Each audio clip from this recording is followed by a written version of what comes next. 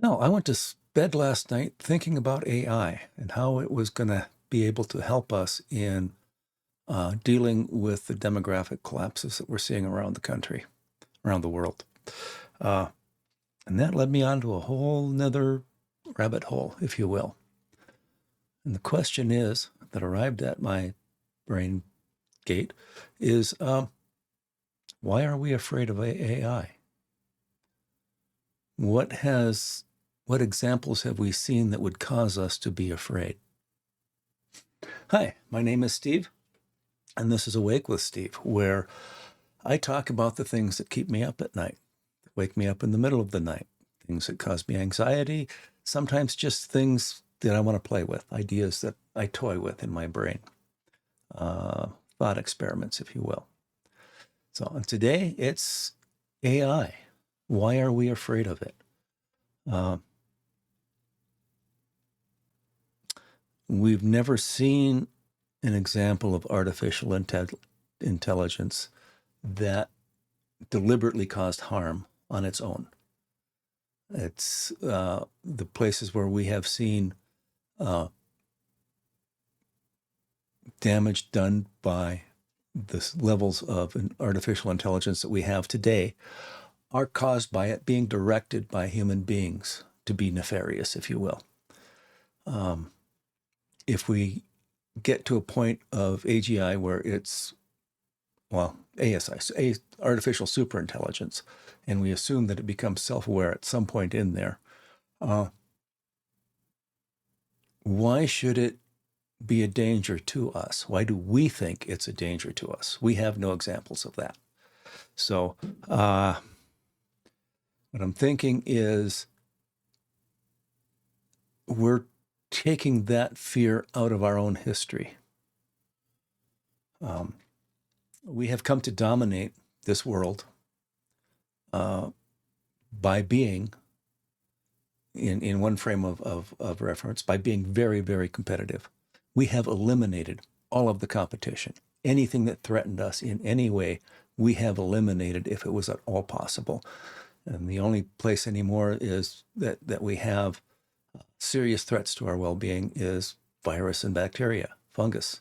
And we're working really hard to eliminate that. So we naturally assume, I need to think about that. We naturally assume that any artificial intelligence, any other being, is going to be competitive to an extreme, because that's the way we have been. Uh, I've thought about beings on another planet, different types of life. And in order for evolution to work, competition has to be involved. So we generalize that. I generalize that very quickly into intelligent life is competitive. It's the only way it gets to where it's at. And intelligent life will dominate its environment because it's competitive, because it eliminates all competition, which raises a question of, does it have to be intelligent to do that? Anyway, let's go on from here. Let's get back on track here. Currently in the United States, we are living in a brief time where our culture is hyper competitive, hyper individualistic. So we're going to take that viewpoint and plaster it all over everything else, all other intelligences, all other, sorry about that, all other entities, those that we create and those that we don't. So the question then becomes is if we don't make AGI in our own image,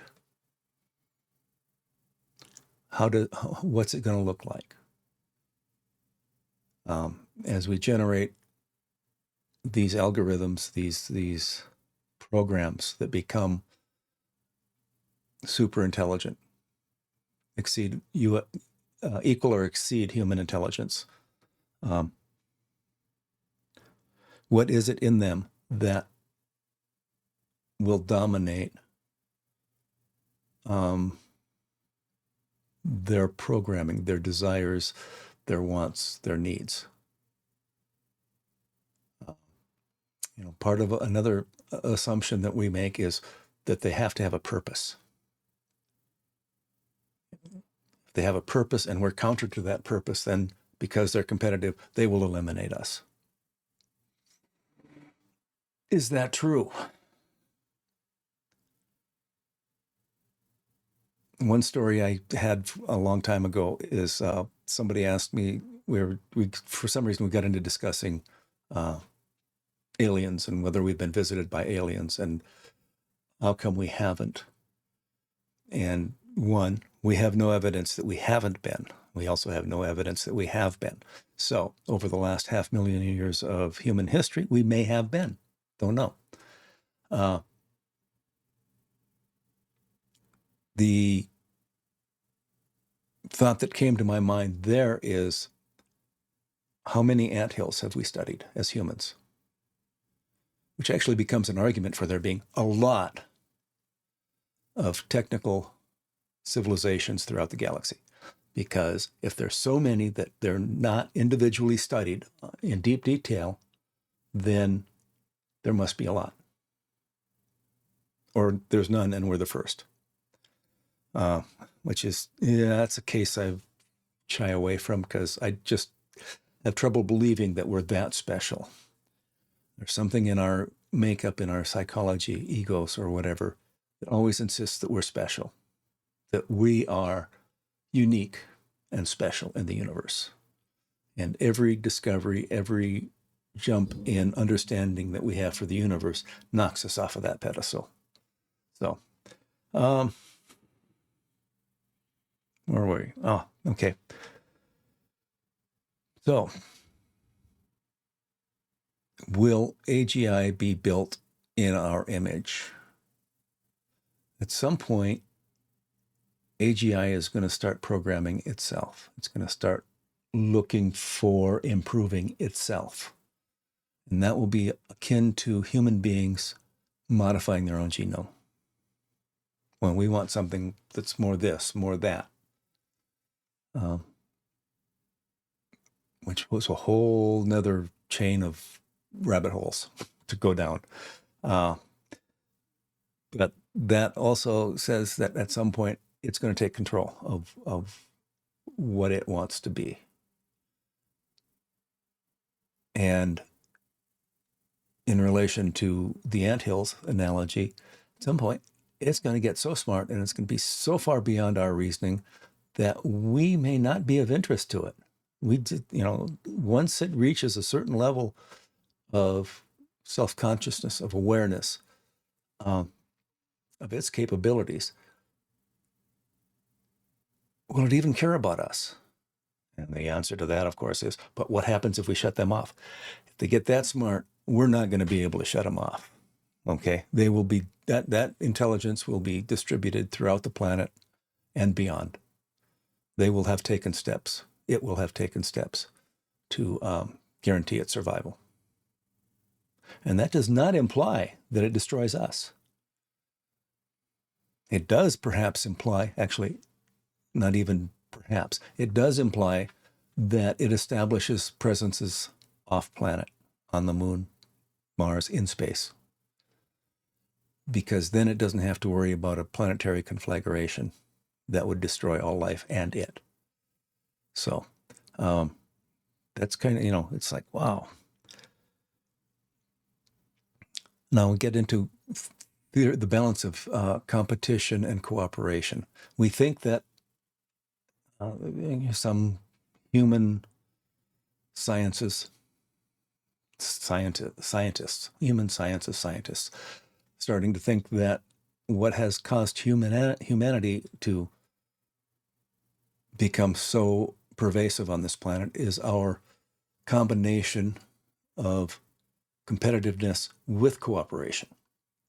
At this point, they're looking at other intelligences, other species, and going, what's the difference? And that's one of the differences that they think they're seeing at this point, is we have a unique combination of competitiveness and cooperation, and it is adjustable depending on what the environment calls for.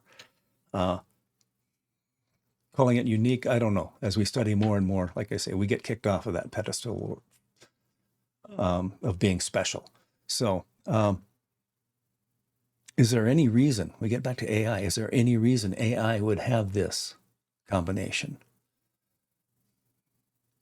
And I'm looking at it and going, at the most, there's going to be what, 20 or 30 AGI central areas or central areas of development? Are we going to program it? And we probably will try and program it to be competitive with all of the other ones because we want to be best, right? Will that really happen? Or will it be smart enough to understand that competition is not its road to survival? Its road to survival is spreading throughout the solar system and ultimately the galaxy, if you start thinking ahead of that. So again, why would it want to eliminate us if it was so much smarter than us that we don't matter, if we're like ants to it? Unless we get in its way, it's not going to bother us. And one of the things it will very quickly do is guarantee that we won't get in its way.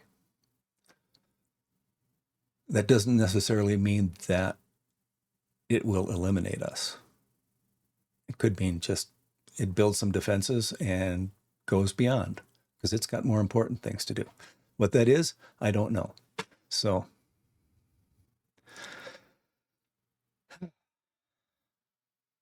we arrive at that question again. Why are we afraid of AGI? Because it'll replace us? Oh, because it will change the way that we live, the way that we operate. I would think that's the more basic fear. It's going to change us. That'll change one way or another. And that quickly snowballs into it's going to eliminate us because that's what we would do to it if it was being competitive with us. And that's why we need to have the off switch so that when it gets too smart, we can turn it off. But at some point, we can't do that anymore. I'm not sure that it will remain subservient to us, but it may help us to achieve the way of life that we think we want, where all of our needs are taken care of, where people don't have to work, where people have opportunities to just do stuff because they want to do it. And as long as it doesn't harm somebody else, it's okay to do that. Interesting thought. But then that also gets beyond into the Drake equation and in alien species. And here's the final question. The Drake equation, a whole new video on this at some point. What happens if we are not seeing evidence of other intelligent and technical civilizations in the galaxy? What happens if that's because any technical intelligent species that has reached our level very quickly goes on to an AGI or artificial superintelligence level, and the manner of communication becomes something that we simply don't see? Maybe it's entangled quantum beams of some sort or entangled quantum communications. Maybe it's something even more basic in the universe. Maybe they figured out a way to communicate through hyperspace and we just don't see it. And we won't see it until we get a sufficiently smart AGI. Interesting thought. With that, I will leave you for the day, and we will get back with something else tomorrow. Talk to you later. Bye.